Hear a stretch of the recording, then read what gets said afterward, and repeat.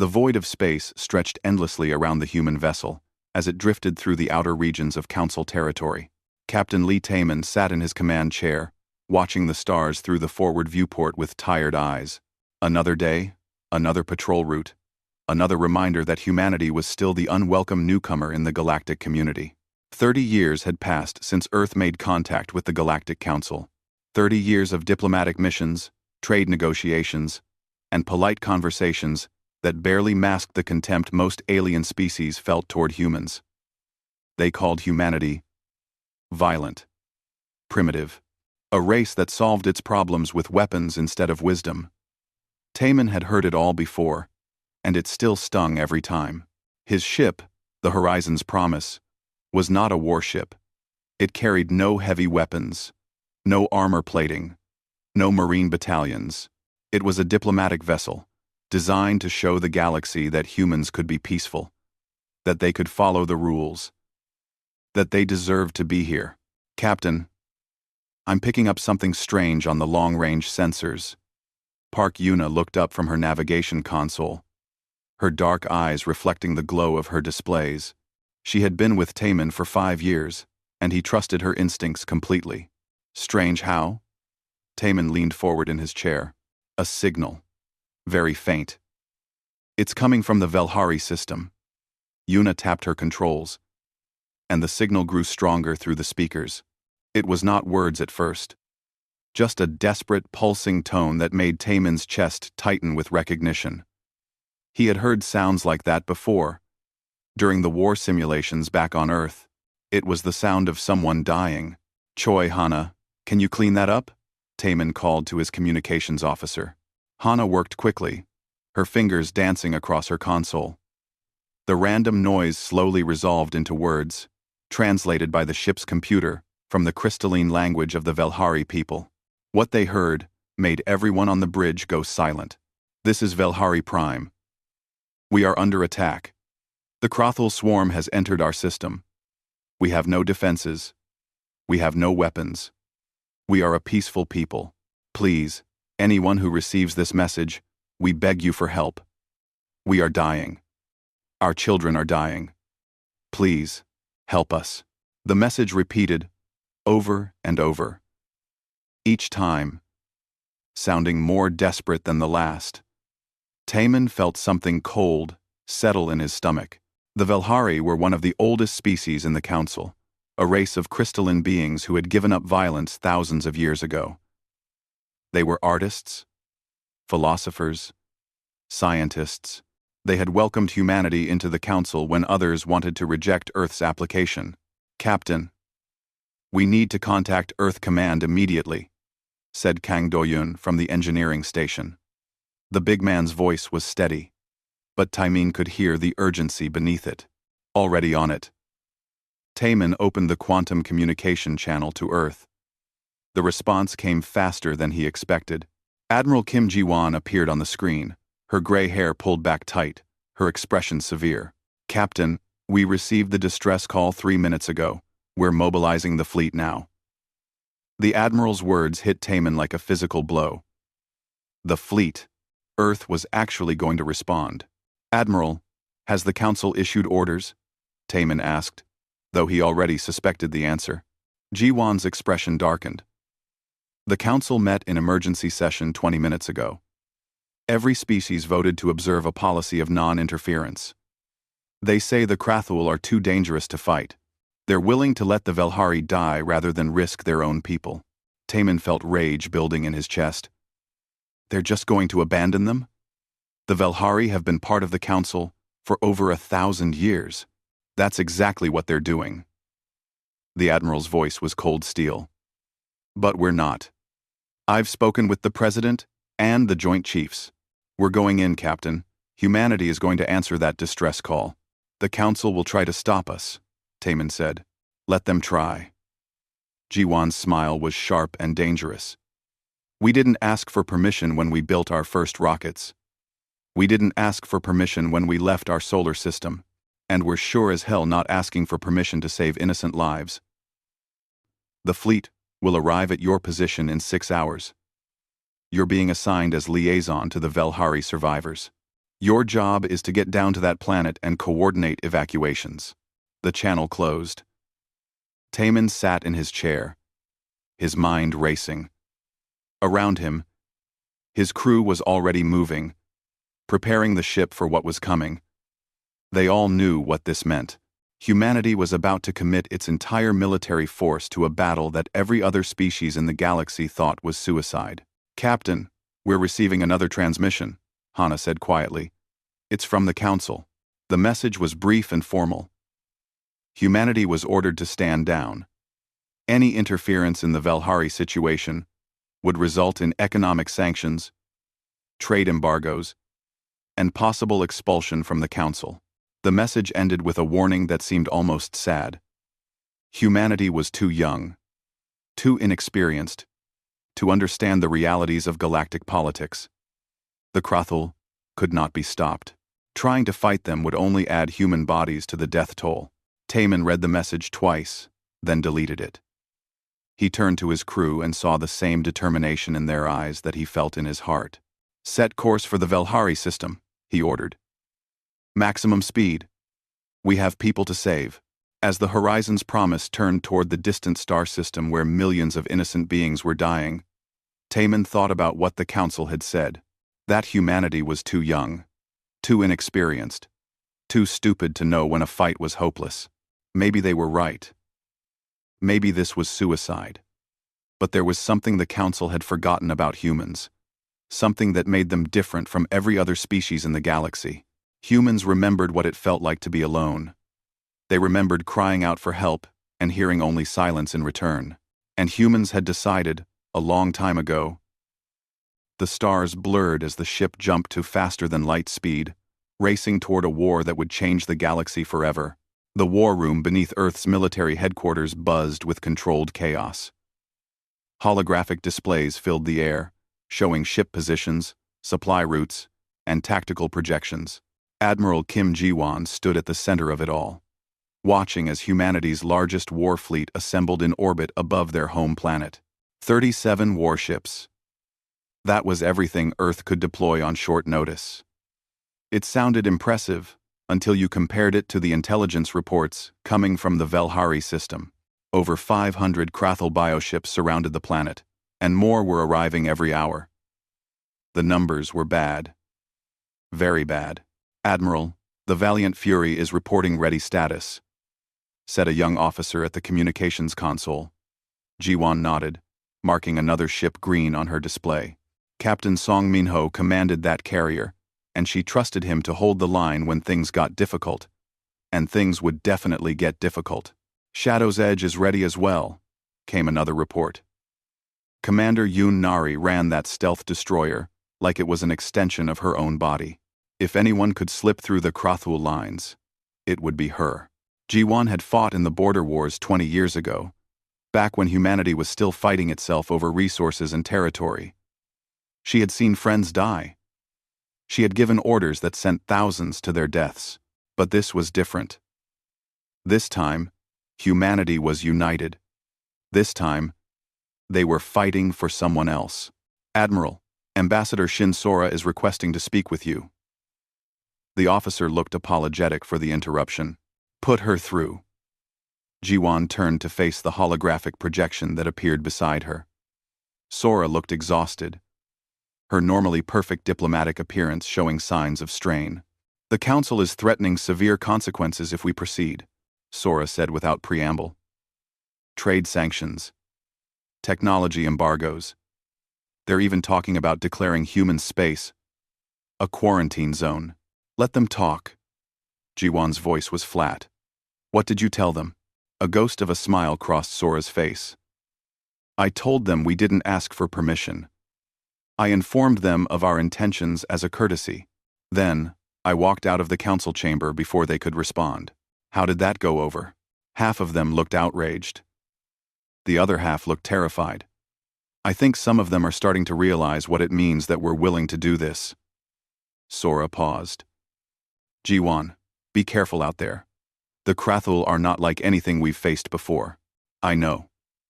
Ji-won closed the channel and returned her attention to the fleet status display. Every ship was now green. ready, waiting for her orders. She opened a fleet-wide channel, her voice reaching every crew member on every ship. This is Admiral Kim Ji-won. In 6 hours, we will jump into the Velhari system. We will be facing an enemy that outnumbers us 15-1. An enemy that has never been defeated. An enemy that the entire Galactic Council is too afraid to fight. They say we're too young to understand what we're doing. They say we're going to die for nothing. Maybe they're right, but here's what I know. Somewhere out there, millions of people are dying. They sent out a call for help, and every single species in this galaxy turned their backs. Every species except us. So we're going in. We're going to fight. And we're going to bring those people home. That's what humans do. Prepare for departure. The fleet began moving, dozens of ships accelerating toward the jump point, where they would enter faster than light travel. On the bridge of the indomitable, Ji-won's flagship, Lieutenant Han Ji-ho was reviewing tactical data with an intensity that bordered on obsession. The Krothul don't use traditional tactics, Ji-ho said, pulling up combat footage from previous encounters. They swarm. They overwhelm. They reproduce during battle, turning one bioship into 3 or 4 smaller ones. What do you suggest? Ji-won had promoted Ji-ho, specifically because the young officer thought differently than everyone else. Sometimes, that got him in trouble. But sometimes, it saved lives. We split the fleet into strike groups, 7 teams, each one operating independently. We hit them from multiple angles at once, never staying in one position long enough for them to focus their response. We make them chase us, spread them out, create gaps in their formation. That's risky. If one group gets cut off, we might not be able to support them. Everything about this operation is risky, Admiral. Ji-ho met her gaze steadily. But if we go in as one big formation, we'll be surrounded and destroyed in the first hour. This way, we at least have a chance. Ji-won studied the tactical projection. It was risky.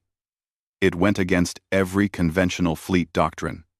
But Ji-ho was right. Conventional tactics would get them killed. Implement it. Send the strike group assignments to all ship captains. They have 6 hours to study them. As the fleet jumped to hyperspace, the mood throughout the ships was strange. Not fearful, exactly. More like determined. The crews knew what they were facing. They had seen the intelligence reports. They understood that many of them might not come home. But they also understood something that the Galactic Council apparently did not. There were things worth fighting for. There were lines you didn't cross. And abandoning innocent people to die was one of those lines. In the medical bay of the Valiant Fury, doctors prepared for mass casualties. In the fighter bays, pilots ran final checks on their craft, knowing they would be outnumbered 100-1.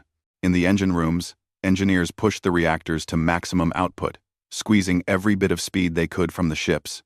And in the ready rooms across the fleet, Marines checked their weapons and armor, preparing for boarding actions against bioships that could dissolve metal with acid and crush armored soldiers like insects. They told jokes to ease the tension. They looked at pictures of families back home. They made peace with what was coming. 3 days in hyperspace. 3 days of preparation, planning, and waiting. 3 days of knowing that when they arrived, everything would change.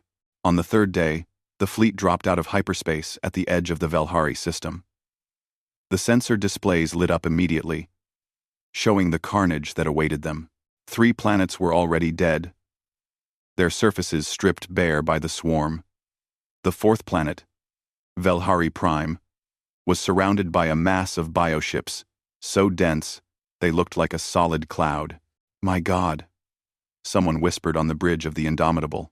Admiral Kim Ji-won stared at the display, seeing the true scale of what they had committed to fight. Then she straightened her shoulders and gave the order that would echo through history. All ships, battle formation, launch all fighters. This is Admiral Ji-won to all hands. Today we show the galaxy what humanity stands for. Attack. The human fleet surged forward into hell, The first Krathul bioship died in a burst of superheated plasma and vaporized organic matter. The second died moments later, torn apart by railgun rounds traveling at a fraction of light speed. Then the swarm realized they were under attack, and hell itself seemed to come alive. Captain Song Minho watched from the bridge of the Valiant Fury as his fighter squadron streaked away from the carrier, tiny points of light racing toward an enemy that blotted out the stars. The bioships were massive things, living vessels that pulsed with bioluminescent organs and bristled with biological weapons. They looked like deep-sea creatures that had somehow learned to survive in space, all tentacles and teeth and hunger. "Strike Group 3 is engaging the western flank," reported his tactical officer. "Strike Group 5 has penetrated the outer perimeter. Keep our fighters tight. Don't let them get isolated." Minho knew that in a swarm fight, separation meant death. The Krathul would overwhelm any ship that strayed too far from support. On the stealth destroyer Shadow's Edge, Commander Yoon Nari piloted her ship through the chaos with a precision that bordered on supernatural. Her vessel was smaller than most, designed for infiltration and surprise attacks. While the main fleet drew the swarm's attention, Nari slipped between bioships like a ghost, targeting the larger command organisms that coordinated the attack. "Torpedo away," called her weapons officer. The torpedo was a new design, filled with thermal charges that would burn from the inside out. It struck a massive bioship that looked like a floating brain wrapped in armored tentacles. The creature convulsed, its bioluminescent signals going haywire, before it finally went dark and drifted dead through space. But for every Krathul that died, 2 more seemed to take its place. The bioships reproduced in real time, butting off smaller attack forms that swarmed the human vessels like angry hornets. They sprayed acidic compounds that ate through armor. They rammed ships with crushing force. They wrapped around human vessels with tentacles and tried to pull them apart. The human fleet fought back with everything they had. Plasma cannons burned holes through bioship hulls. Missile batteries launched clouds of warheads that turned entire swarms into floating debris. Point defense systems chattered endlessly, trying to shoot down the smaller attack forms before they could reach the ships. And people died. The destroyer Brave Horizon took a direct hit from a bioship's acid spray, its hull dissolving before it could retreat. 240 crew members died in seconds. The frigate Last Hope was swarmed by dozens of smaller organisms that burrowed through its armor and slaughtered everyone inside. The carrier Morningstar lost half its fighter wing in the first 30 minutes of combat. On the Indomitable, Admiral Ji-won watched the tactical display with cold fury. They were inflicting heavy casualties on the swarm, but it was not enough. The Krathul kept coming, endless and relentless. "Admiral, Strike Group 7 is requesting support. They're surrounded." The communication officer's voice was tight with stress. "Send Strike Group 2 to assist. Tell them to use Pattern Delta." Ji-won was already thinking 3 moves ahead, trying to predict where the swarm would concentrate next. "Admiral!" Lieutenant Ji-ho looked up from his console, his face illuminated by the glow of his displays. "I'm seeing a pattern in their response times. When we change position rapidly, they take longer to adjust their formation. If we implement a rotating attack pattern, constantly moving, we might be able to fragment their coordination." "How rapidly are we talking?" "Ship position changes every 30 seconds. No ship stays in the same location long enough for the swarm to focus on it." Ji-ho pulled up a tactical simulation, showing the proposed pattern. It looked insane, like trying to conduct an orchestra where every musician was also running a marathon. "It'll be hard on the crews," Ji-won said slowly. "The constant maneuvering will drain our fuel reserves faster. We're already losing ships, Admiral. This might give us an edge." Ji-won made the decision in seconds. "Send it to all ships. Implement immediately." The human fleet began to dance. Ships that had been holding formation suddenly broke apart, moving in complex patterns that kept them constantly in motion. They would swoop in, fire everything they had, then break away before the swarm could concentrate fire on them. It looked chaotic, but there was a method to the madness. The Krathul, for all their numbers, could not adapt fast enough to the constantly shifting battlefield. Down on Velhari Prime, Captain Lee Taman fought a different kind of battle. The Horizon's Promise had broken through the orbital blockade with a small escort of frigates, racing down to the planet's surface through a storm of bioship fire. They had made it, barely, but one of the escort ships had been destroyed in the descent. The Velhari cities were beautiful even in their death throes. Crystalline structures that caught and refracted light in patterns that seemed almost alive. But now those structures were crumbling under the assault of the swarm's ground forces. Creatures that looked like massive insects with too many legs and mouths full of grinding teeth swarmed through the streets, consuming everything organic they could find. "Yuna, get those evacuation zones marked," Taman shouted over the sound of explosions outside the ship. "Hana, keep broadcasting the pickup coordinates. Tell the Velhari to get to the landing zones. We'll hold as long as we can." Engineer Kang Do-yun was working frantically at his console. "Captain, if we overload the reactor and create a controlled electromagnetic pulse, we might be able to disable the swarm's ground forces temporarily. Buy time for more evacuations. How long would it last? Maybe 20 minutes. But it'll fry our systems too." Taman looked at his crew. They all knew what that meant. If they did this, they would be stranded on the planet with no way to escape.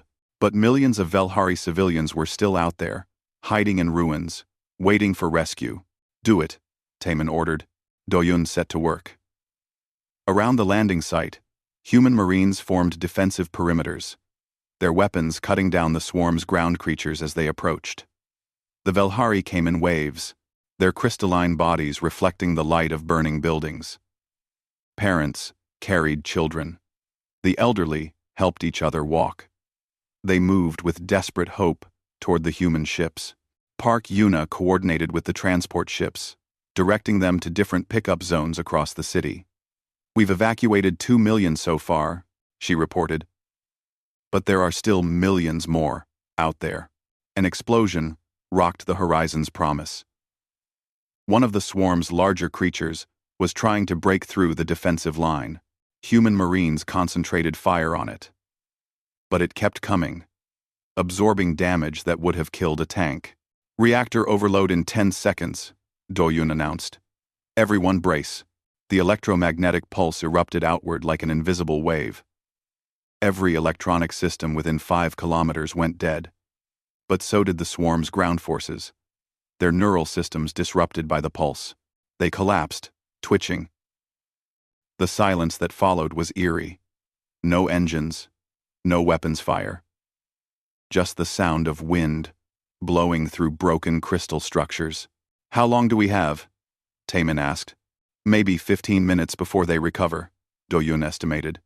"And we're stuck here. No power, no communications, no way to call for extraction. Then we make those 15 minutes count." Taman grabbed a rifle from the weapons locker.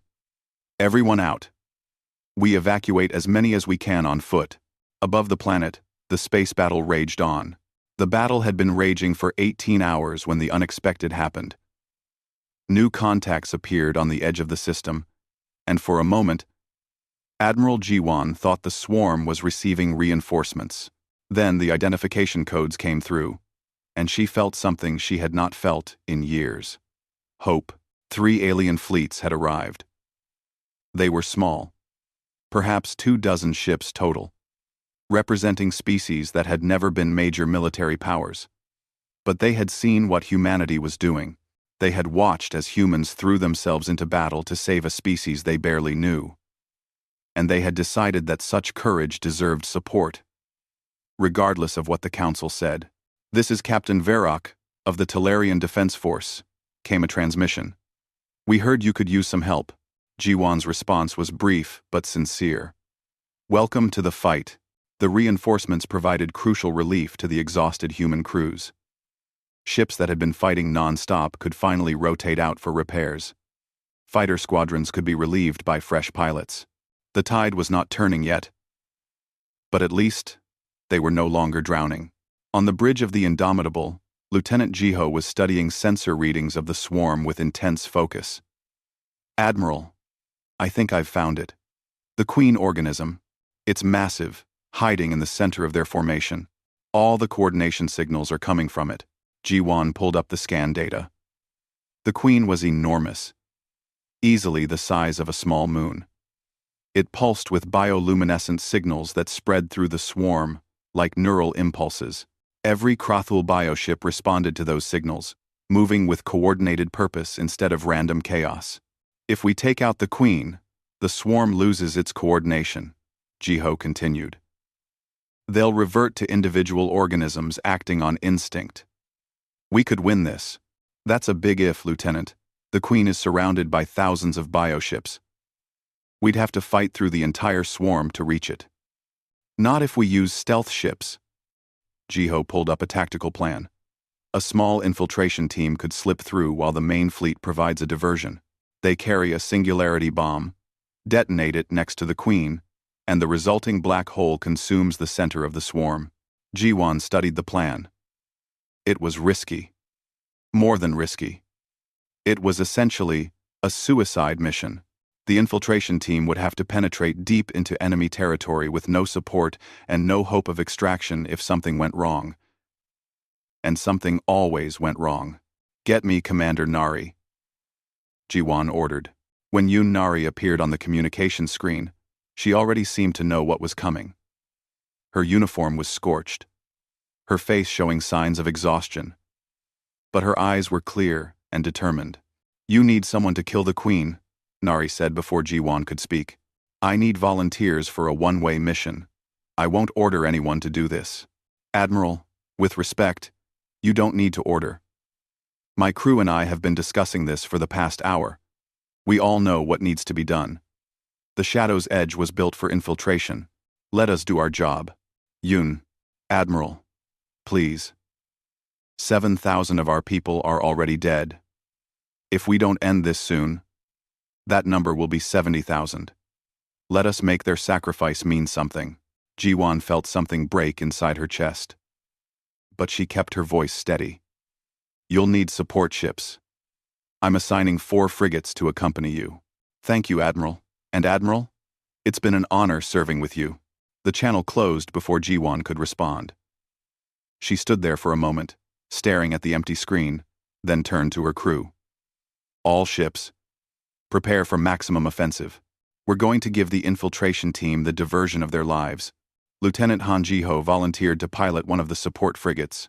His captain tried to stop him, but Ji-ho was adamant. I planned this mission. I'm not sending others to die while I watch from safety. The infiltration team assembled at the rally point.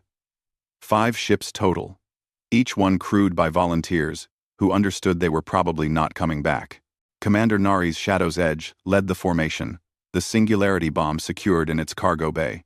The weapon was experimental, barely tested, and incredibly dangerous. If it malfunctioned, it could kill them all before they even reached the Queen. The main fleet launched their diversion. Every ship surged forward at once, firing everything they had. Plasma cannons lit up space. Missiles streaked through the void in swarms. Fighter squadrons dove into the densest concentrations of bioships, drawing fire away from the infiltration team. Nari piloted her ship with the skill of someone who had spent their entire life preparing for this moment.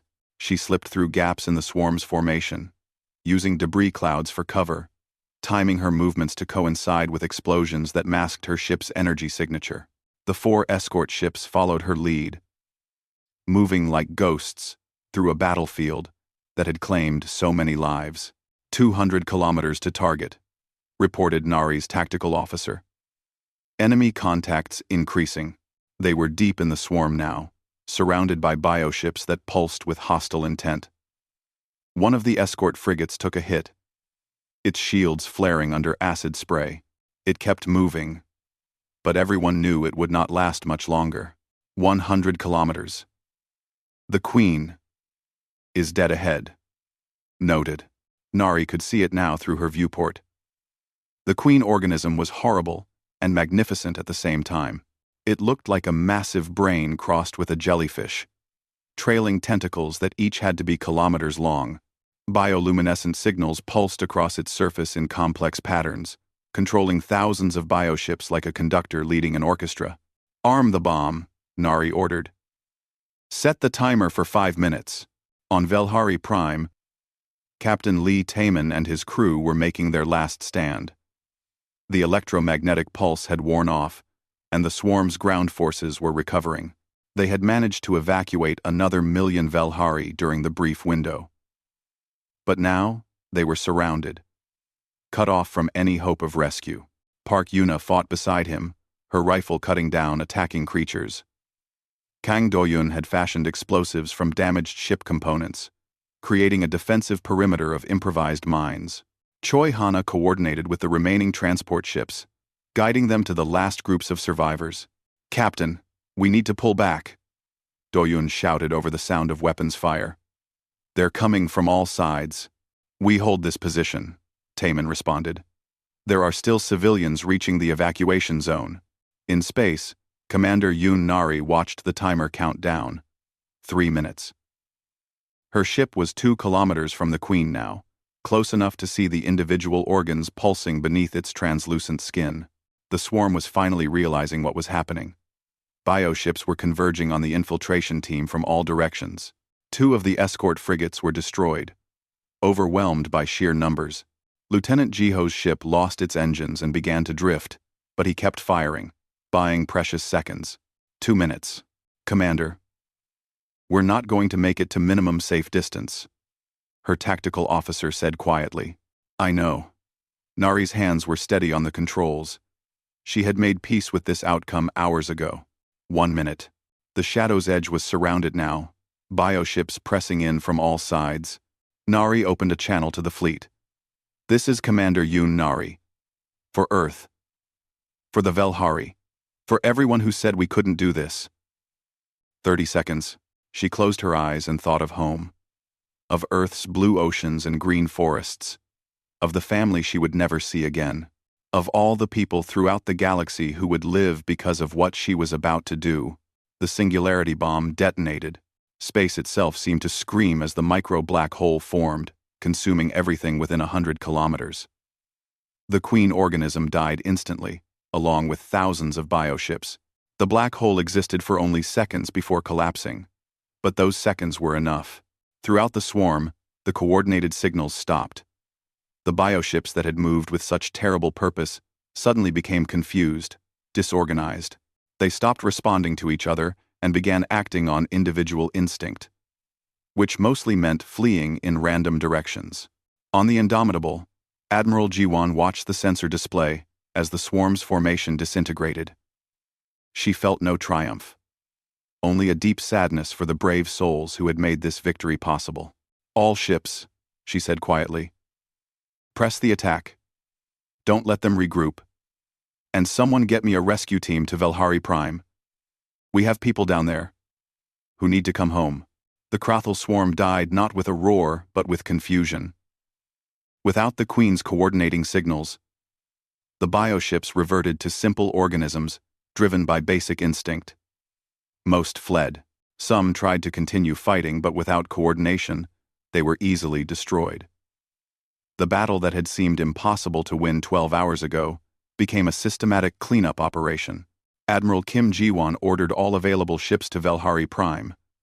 Captain Lee Taman and his crew had been silent for over an hour, and every minute of that silence was agony. When the rescue shuttles finally reached the evacuation zone, they found Taman's team alive but barely. They had held their position to the very end, surrounded by the bodies of swarm creatures and protected by improvised barricades made from debris. Taman looked up as the rescue team arrived, his face covered in dust and exhaustion. "Did we win?" he asked simply. "We won," the Marine Squad leader confirmed. "The swarm is scattered. You can come home now." Behind Taman, thousands of Velhari civilians emerged from shelters and hiding places. They had survived because a handful of humans had refused to abandon them. Park Yuna helped evacuate the last families. Kang Do-yun carried a Velhari child who had become separated from her parents. Choi Hana broadcast one final message, telling any remaining survivors that rescue had arrived. In total, humanity had saved over 8 million Velhari lives. Nearly 60% of their entire population would survive, because humans had answered a distress call that everyone else ignored. The cost was staggering. 13 human warships destroyed completely. Another 8 damaged so badly, they would need months of repairs. 7,000 human personnel dead, including Commander Yun Nari and her entire infiltration team. Lieutenant Han Jiho had survived. Barely. Pulled from his drifting ship by rescue teams, he would spend the next month in medical treatment. But he would live. The 3 allied species that had sent reinforcements lost ships too. 5 vessels destroyed. Nearly 1,000 crew members dead. Their sacrifice would not be forgotten. News of the battle spread across the galaxy faster than light travel. The species that had voted for non-interference now watched in stunned silence as the battle recordings circulated through every communication network. They saw human ships burning. They saw crews fighting against impossible odds. They saw Commander Nari's final transmission before she detonated the singularity bomb. They saw what courage looked like. The Galactic Council convened an emergency session 3 days after the battle ended. Ambassador Shin Sora stood before them again. But this time, she was not alone. Beside her stood representatives of the Velhari survivors, their crystalline forms reflecting the chamber's lights in patterns that seemed to convey emotion even without words. The Council wishes to discuss humanity's unauthorized military action, began the Council speaker, a tall being from a species that had been part of the galactic community for thousands of years. There are concerns that... Concerns? A Velhari elder interrupted, her translated voice echoing through the chamber. You have concerns? Where were your concerns when we were dying? Where was this council when we sent our distress call? We have been part of this community for over 1,000 years. We contributed to galactic science, art, philosophy, art. We asked for help once, just once, and you abandoned us. The council chamber fell silent. Several species representatives looked uncomfortable. Some tried to speak, to offer justifications and explanations. The Velhari elder raised a crystalline hand for silence. Humanity is the youngest species in this council. You call them primitive, warlike, uncivilized. But when death came for my people, these primitive humans did what none of you would do. They fought. They bled. They died for us. 7,000 of them gave their lives to save strangers they had never met. And you dare to have concerns? The elder turned to Ambassador Sora. My people will remember this forever. We have the ability to record memories in crystal, preserving them for thousands of years. Every Velhari child born from this day forward will know the story of how humanity saved us when the galaxy turned its back. The vote that followed was close, but the outcome changed everything. Humanity was granted full military authorization throughout Council space. They received a permanent seat on the Security Committee. More importantly, 12 other species approached Earth's embassy with requests for mutual defense treaties. The species that had sent reinforcements to the battle were honored alongside humanity. The Talarian Defense Force, the Miran Protectorate, and the Kelvin Republic were given special recognition. Their ambassadors stood with Sora as the vote was announced, and for the first time in galactic history, a military alliance formed based not on fear or profit, but on shared values. 6 months passed. The Velhari began rebuilding their world with assistance from human engineers and the 3 allied species. A memorial station was constructed in orbit around Velhari Prime, a massive structure of crystal and metal that bore the names of everyone who died in the battle. Human names, Talarian names, Miran and Kelvin names, and Velhari names, millions of them, representing those who were saved. Admiral Kim Jiwon stood in the memorial station's central chamber, looking at the wall where Commander Yun Nari's name was inscribed alongside her crew. Captain Lee Taemin stood beside her, accompanied by Park Yuna, Kang Do-yun, and Choi Hana. They were all there, the survivors and the families of the fallen, gathered to remember. Do you think they know? Taemin asked quietly. The ones we lost. Do you think they know what their sacrifice meant? Jiwan was silent for a long moment. They knew before they died. That's why they did it. Representatives from the Velhari approached, their crystalline bodies catching the light in beautiful patterns. They carried memory crystals, each one containing a perfect recording of the battle. These crystals would last for millennia, ensuring that future generations would remember what happened here. "We have a saying among my people," said the Velhari elder, who had spoken at the council. "The light that burns brightest leaves the longest shadow. Your people burned very bright, Admiral. That light will never fade." On Earth, things were changing. The fleet was expanding, with new ships being built every month. But more importantly, humanity's role in the galaxy had fundamentally shifted. They were no longer the newcomers to be dismissed or feared. They were the ones who answered when others would not. Captain Song Mingyu, promoted to Commodore, was training joint operations with the allied species. Their ships practiced maneuvers together, learning to fight as a unified force. Commander Yoon Nari's tactical innovations were being studied and implemented across the fleet. Lieutenant Han Jiho, recovered from his injuries, was teaching at the Naval Academy, passing on the lessons learned in battle. The galaxy watched and learned. Some species remained hostile to humanity, viewing their growing influence with suspicion. Others approached Earth with new respect, understanding that humans possessed something rare and valuable in a galaxy that had grown cynical and cautious. They possessed the willingness to stand up when others would not, to fight when fighting seemed hopeless, to answer a desperate call for help even when the entire galaxy said it was impossible. Ambassador Shin Sora sat in her office on the council station, reviewing the latest diplomatic reports. Requests for meetings, proposals for treaties, questions about human military doctrine. The galaxy that had once dismissed humanity now wanted to understand them, to learn from them, to ally with them. She thought about the journey that had brought them here. From a species barely tolerated in the galactic community, to one that commanded respect and loyalty. It had cost them dearly. 7,000 lives, 13 ships, years of resources and effort. But they had proven something important. They had proven that humanity kept its promises, that when they said they would help, they meant it, that their word meant something in a galaxy where words were often empty. A new distress call came in that night, from a mining colony under attack by pirates. It was not a crisis on the scale of the Krathul invasion, just a routine emergency that would normally go unanswered because the colony was in disputed territory and no one wanted to risk political complications. Admiral Jiwan received the call and did not hesitate. She dispatched 2 frigates and a marine company. The pirates fled before the human ships even arrived, apparently having heard stories about what happened to those who threatened people under human protection. It became the pattern.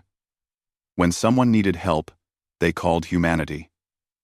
And humanity answered, sometimes with military force, sometimes with humanitarian aid, sometimes just with the presence of human ships, serving as a deterrent to those who would do harm. The Horizon's Promise, repaired and refitted, continued its diplomatic missions under Captain Lee Taeman's command. But now, when he arrived at a system, he was not met with contempt or dismissal. He was met with respect, sometimes even gratitude. Years later, when historians studied this period, they would call it the turning point, the moment when humanity transitioned from newcomers to leaders, when they earned their place not through technology or resources, but through action and sacrifice. But for those who were there, who fought in that desperate battle above Velhari Prime, it was simpler than that. They had heard a call for help. They had responded, and in doing so, they had shown the galaxy what humanity truly was. Not warmongers, not primitives, but people who believed that some things were worth fighting for, that innocent lives mattered, that a call for help should never go unanswered. And that belief, more than any weapon or ship or technology, was what made humanity powerful. The memorial station continued to orbit Velhari Prime, a permanent reminder of the day the galaxy learned what humans were capable of when pushed to their limits. Inside its crystal walls, the names of the fallen remained, preserved forever. And somewhere in the vast darkness of space, new distress calls were being sent. New crises were emerging. New challenges awaited. But anyone listening knew that if they called, humanity would answer. They always did.